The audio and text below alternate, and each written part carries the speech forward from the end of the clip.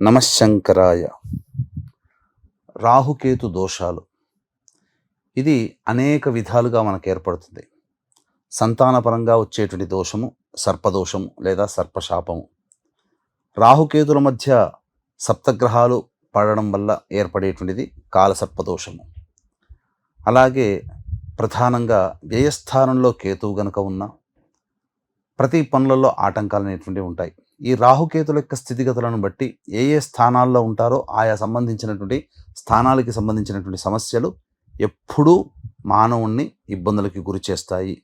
ముఖ్యంగా ఈ రాహుకేతు ప్రభావం వలన విద్య, వివాహ, ఉద్యోగ, దాంపత్య, సంతాన, అనారోగ్య సమస్యలు ఇవన్నీ కూడా మానవుణ్ణి ఇబ్బంది పెడతాయి. ప్రధానంగా కాలసర్పదోషంలో జన్మించినటువంటి వాళ్ళకి ఈ రకమైనటువంటి సమస్యలు ఎక్కువగా ఉంటాయి.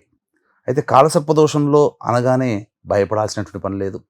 చిరంజీవి గారు, డొనాల్డ్ ట్రంప్, అలాగే ఆదిశంకరాచార్యుల వారు, బిల్ గేట్స్ లాంటి వాళ్ళు మన దేశాన్ని పరిపాలించినటువంటి అధ్యక్షులు, అంటే నెహ్రూ కాలం, వీళ్ళందరూ కూడా ఈ సంబంధించినటువంటి కాలసర్పదోషంలో జన్మించినటువంటి వాళ్ళే.